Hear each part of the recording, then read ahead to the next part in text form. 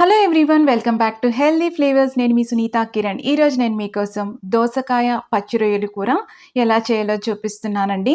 ఇది చాలా టేస్టీగా ఉంటుంది. రైస్తో పాటు ఇంకా రోటీస్తో కూడా చాలా బాగుంటుంది. అన్ని టిప్స్తో పాటు ఈ రెసిపీని చూపిస్తున్నానండి. బిగినర్స్ కూడా చాలా ఈజీగా చేసుకోవచ్చు. కొన్ని టిప్స్ ఫాలో అయితే గనక చక్కగా ఇది గోదావరి జిల్లాలో చేసే ఆ దోసకాయ పచ్చి రొయ్యలు కూర టేస్ట్ని ఎంజాయ్ చేయొచ్చు. వీడియోని కంప్లీట్గా వాచ్ చేసి రెసిపీని ట్రై చేయండి. అలాగే మీరు గనక ఈ ఛానల్ని ఫస్ట్ టైం వాచ్ చేస్తున్నట్లయితే ఈ ఛానల్ని సబ్స్క్రైబ్ చేసుకోండి. ఇక మనం రెసిపీలోకి వెళ్ళిపోదాం.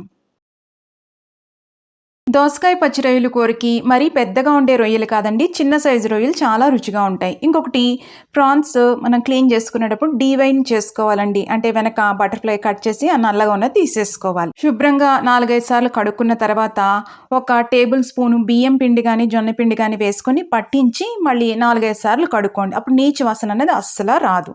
ఇలా చిల్లుల గిన్నెలో వేసుకుంటే వాటర్ అంతా డ్రైన్ అయిపోతాయి. డ్రైన్ అయిపోయిన తర్వాత ఈ పద్ధతి ఫాలో అవ్వండి. ఒక ప్యాన్ పెట్టుకోండి, డ్రై ప్యాన్ పెట్టుకొని ఈ రొయ్యల్ని వేసుకోవాలి. ఇలాగా వీటిని మనం ఆగలు పెడుతున్నాము. ఇలా చేయడం వల్ల ఏమవుతుందంటే ఆ ప్రాన్స్లో ఉన్న వాటర్ అంతా బయటకు వచ్చేస్తుంది. నీచు వాసన అనేది అస్సలు రాదనమాట. 1/2 టీ స్పూన్ కంటే తక్కువగా పసుపు వేసుకోవాలి. ఫ్లేమ్ అనేది లోనే పెట్టుకోండి. ఇప్పుడు లో ఫ్లేమ్లో కుక్ చేసుకుంటూ ఉండాలి, హై ఫ్లేమ్లో కాదండి. దీంట్లోంచి వాటర్ అంతా కూడా బయటకు వచ్చేస్తుంది. ఒక 2 to 3 మినిట్స్కి ఇలా వాటర్ అంతా బయటకు వచ్చేసింది. ఇలాగా చేసుకొని ఫ్రిడ్జ్లో పెట్టేసుకున్నారనుకోండి, చక్కగా 4-5 రోజులు నిలువ ఉంటాయండి. అప్పుడు ఎప్పుడు కావాలంటే అప్పుడు మనం కుక్ చేసుకోవచ్చు. దీన్ని ఆగలు పెట్టడం అంటారు. ఎప్పుడైనా ఈ ఆగలు పెట్టడం అనేది సెపరేట్ ప్యాన్లో చేసుకోవాలి. కర్రీ అన్నది సెపరేట్ ప్యాన్లో చేసుకోవాలి. అప్పుడు నీచు వాసన అనేది రాదు. ఒక 5 నిమిషాల తర్వాత చూసారా, ఇలా డ్రైగా అయిపోయింది. వాటర్ అంతా కూడా ఎవాపరేట్ అయిపోయినాయి. ఇప్పుడు పూర్తిగా డ్రైగా అయిపోవాలి. సో ఫ్లేమ్ అనేది ఖచ్చితంగా లోనే పెట్టుకోండి. చక్కగా డ్రైగా అయింది ప్రాన్. ఇప్పుడు స్టవ్ ఆఫ్ చేసేసుకొని వెంటనే వేరే గిన్నెలోకి తీసి పెట్టుకోండి. అదే ప్యాన్లో ఉంచేసుకోవద్దండి, అతుక్కున్నట్టు అయిపోతాయి. వేరే బౌల్లోకి తీసేసుకొని మీరు కావాలంటే ఫ్రిడ్జ్లో పెట్టుకొని ఎప్పుడు కావాలంటే అప్పుడు వాడుకోవచ్చు. ఇప్పుడు దోసకాయని పిక్ చేసుకునేటప్పుడు చక్కగా గట్టిగా ఉన్న దోసకాయని పిక్ చేసుకోవాలన్నమాట. బాగా పండింది చూస్ చేసుకోవద్దు. ఇంకొకటి అవి చక్కగా పుల్లగా ఉన్నవి చూస్ చేసుకోండి. పైన పీల్ చేసుకుని ఈ గింజలన్నీ కూడా తీసేసుకోండి. దోసకాయ ముక్కలు అనేవి గట్టిగా ఉండాలి. అప్పుడు చక్కగా ఆ కూర అనేది కుదురుతుంది. ఒక చిన్న ముక్కని మనం టేస్ట్ చేయాలండి, చేదన్నది లేకుండా చూసుకోవాలి. ఇప్పుడు ఇలాగా ముక్కలు కట్ చేసుకోవాలి. మరీ చిన్నగా మాత్రం కట్ చేసుకోవద్దండి. ఉడికిన తర్వాత మరీ అసలు కనిపించకుండా అయిపోతాయి. చూసారా, ఈ మాత్రం సైజు ఉండాలి ముక్క. అప్పుడే కూర చక్కగా కుదురుతుందండి. చూసారా, ఇలాగా ఈ సైజు ముక్కలు కట్ చేసుకొని రెడీ పెట్టుకోండి. ఒక అరచెక్క నిమ్మకాయ సైజు చింతపండు తీసుకొని శుభ్రంగా కడుక్కొని నీళ్ళల్లో వేసుకొని నానబెట్టుకొని పులుసు తీసుకొని రెడీ పెట్టుకోండి. ఇప్పుడు ఒక ప్యాన్ తీసుకొని ఆగలు పెట్టుకోవడం సెపరేట్ ప్యాన్లో చేసుకోవాలండి. కూర సెపరేట్ ప్యాన్లో చేసుకోవాలి. అది గుర్తుపెట్టుకోండి. అప్పుడు నీచు వాసన అనేది రాదు. పులుసుకి కానీ ఈ దోసకాయ గ్రేవీకి కానీ కాస్త ఆయిల్ పడుతుంది. అలా అయితేనే రుచిగా ఉంటుంది. కాస్త ఆయిల్ వేసుకోవాలి. ఆయిల్ అనేది బాగా వేడెక్కిన తర్వాత మాత్రమే ఒక 1/2 టీ స్పూన్ ఆవాలు వేసుకోవాలి. చిటపట్లాడాలి ఆవాలు. అలాగే 1/2 టీ స్పూన్ కంటే తక్కువగా మెంతులు వేసుకోవాలి. ఇవి చిటపట్లాడుతూ ఆ ఫ్లేవర్ అంతా కూడా ఆయిల్లోకి రిలీజ్ అవ్వాలి. సీ ఫుడ్కి ఎప్పుడు కూడానండి ఈ ఆవాల ఫ్లేవర్ చాలా బాగుంటుంది. ఒక 7-8 పచ్చిమిర్చి ఇలా ముక్కలు కట్ చేసుకొని వేసుకున్నాను. దీంట్లో మనం రకరకాల పులుపులు వాడతాం కాబట్టి కాస్త పచ్చిమిర్చి ఎక్కువ పడితేనే రుచిగా ఉంటుంది. ఒక 7-8 వెల్లుల్లి రేకులు పొట్టు తీసుకుని పొడవుగా తరుక్కొని వేసుకున్నాను. అలాగే 1 ఇంచ్ అల్లం ముక్క సన్నగా తరుక్కొని వేసుకున్నాను. అల్లం వెల్లుల్లి పేస్ట్ వేసుకోవద్దండి, ఇలా వేసుకుంటేనే చాలా రుచిగా ఉంటుంది. అల్లం వెల్లుల్లి పేస్ట్ వేసుకున్నాం అనుకోండి, మసాలా ఫ్లేవర్ వచ్చేస్తుంది. అలా చేయొద్దు, ఇలానే చేయండి, చాలా రుచిగా కుదురుతుంది కూర. ఇదంతా కూడా ఫ్లేమ్ లోలో పెట్టుకొని 1 నిమిషం మగ్గించుకోండి, సరిపోతుంది. ఇప్పుడు 3 మీడియం సైజు ఆనియన్స్ అండి, చూసారా, సన్నగా తరుక్కున్నాను. సన్నగా తరుక్కోవాలి, కూరకి అది చాలా ఇంపార్టెంట్. ఇవన్నీ కూడా ఇలా కలుపుకుంటూ మగ్గించుకోవాలి. ఫ్లేమ్ అనేది లో టు మీడియం పెట్టుకోండి, హై ఫ్లేమ్ పెట్టుకోవద్దు. చక్కగా స్లోగా అవి మగ్గాలి. ఇప్పుడు చూసారా, ఒక 1/2 టీ స్పూన్ మిరియాలు, చిన్న చెక్క, 2 లవంగాలు మెత్తగా పొడి కొట్టుకొని పెట్టుకోండి రెడీగా. ఇప్పుడు ఉల్లిపాయలు చక్కగా మగ్గినాయండి. ఇప్పుడు కరివేపాకు వేసుకోవాలి. కరివేపాకు అన్నది కాస్త ఎక్కువగా వేసుకోండి, చాలా రుచిగా ఉంటుంది. ఇప్పుడు చూసారా, ఉల్లిపాయలు చాలా దగ్గరగా అయిపోయాయండి. ఇలా అయితే గ్రేవీ బేస్ అనేది పర్ఫెక్ట్గా ఉంటుంది. ఇప్పుడు మనం ఆగలు పెట్టిన రొయ్యలు ఉన్నాయి కదా, వేసేసుకుంటున్నాం.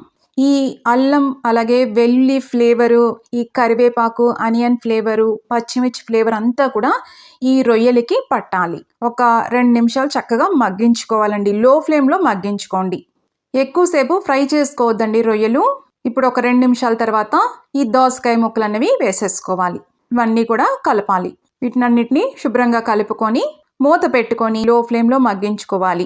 ఒక 3 నుంచి 4 నిమిషాలన్నా ఖచ్చితంగా మగ్గించుకోవాలండి. ఫ్లేవర్స్ అన్నీ కూడా బ్లెండ్ అవ్వాలి. దోసకాయ చక్కగా మగ్గాలన్నమాట, అప్పుడే రుచిగా ఉంటుంది. ఇప్పుడు ఒక 2 టీ స్పూన్లు ఉప్పు వేసుకుంటున్నాను. ఉప్పు అనేది మీకు రుచికి సరిపడా వేసుకోండి. ఒకటేసారి ఎక్కువ వేసుకోవద్దు, అవసరం పడితే మళ్ళీ వేసుకోవచ్చు. పావు టీ స్పూన్ కంటే తక్కువగా పసుపు వేసుకోవాలి. ఒక 2 టీ స్పూన్లు కారం వేసుకుంటున్నాను. ఇందులో చింతపండు పులుపు ఉంటుంది, దోసకాయ కూడా పులుపు, టమాటో వాడతాము కాబట్టి కాస్త కారం పడుతుందండి. కారం ఉంటేనే రుచిగా ఉంటుంది. ఇప్పుడు పావు టీ స్పూను జీలకర్ర పొడి, 1 టీ స్పూను ధనియాల పొడి, ఇవన్నీ కూడా కలుపుకోవాలి. ఈ ఉప్పు కారం అన్నీ కూడా ఈ ముక్కలకి పట్టాలి. ఇప్పుడు మూత పెట్టుకొని ఫ్లేమ్ లోలో పెట్టుకొని ఒక 2 నిమిషాలు మగ్గించుకోవాలి. ఇలా చేసుకోవడం వల్ల ఆ స్పైస్ పౌడర్స్కున్న పచ్చి వాసన అనేది పోతుందండి. ఫ్లేవర్ అంతా కూడా చక్కగా బ్లెండ్ అవుతుంది. ఇప్పుడు 2 పెద్ద సైజు టమాటోలు పండినవి నేను ప్యూరీ చేసి వేసుకున్నాను. ఇప్పుడు కలుపుకోవాలి. మీరు కావాలంటే టమాటోల్ని సన్నగా తరుక్కొని కూడా వేసుకోవచ్చు. ప్యూరీ అయితే చక్కగా బ్లెండ్ అవుతుంది. ఒకసారి కలుపుకొని మూత పెట్టేసుకొని ఒక 2 నిమిషాలు మగ్గించుకోండి. అప్పుడు ఆ టమాటోకున్న పచ్చివాసన అంతా కూడా పోతుంది. ఆయిల్ కూడా సెపరేట్ అవుతుంది. చూస్తున్నారా ఎంత కలర్ఫుల్గా ఉందో? ఆ స్పైస్ పౌడర్స్ కరెక్ట్గా కుక్ అవ్వాలండి.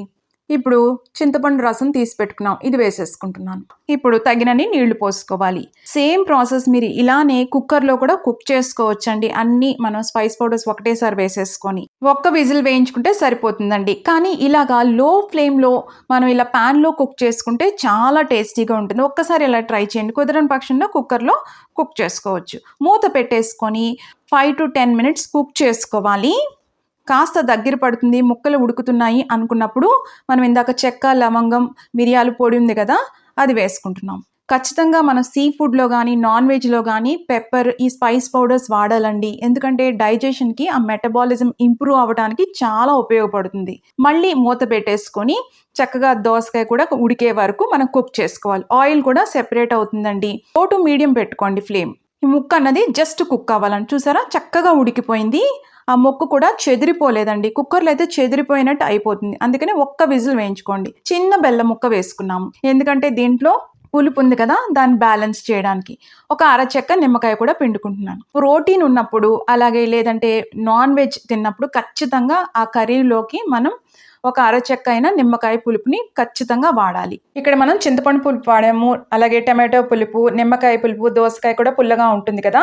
ఉప్పు కారం కరెక్ట్గా వేసారనుకోండి, అసలు పుల్లగానే ఉండదు, కరెక్ట్గా బాగుంటుంది. ఈ స్టేజ్లోనే ఒకసారి ఉప్పు అనేది సరి చూసుకొని వేసుకోండి. మళ్ళీ మూత పెట్టేసుకొని దగ్గర పడే వరకు కుక్ చేసుకోవాలి. ఓవరాల్గా ఒక 20 minutes టైం పడుతుందండి ఇది దగ్గర పడడానికి.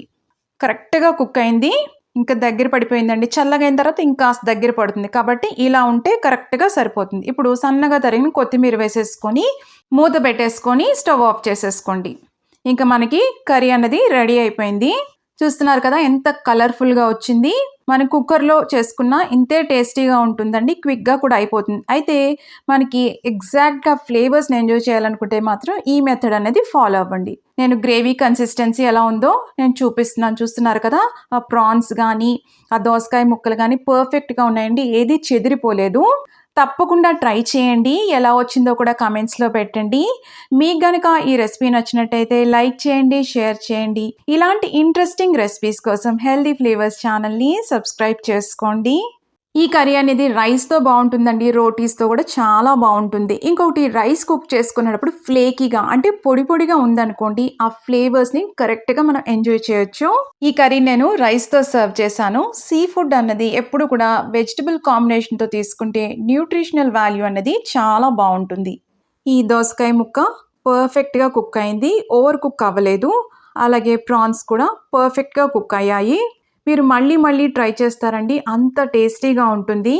మళ్ళీ మరొక ఇంట్రెస్టింగ్ రెసిపీతో మిమ్మల్ని కలుస్తాను. అంతవరకు stay healthy, happy. Thank you.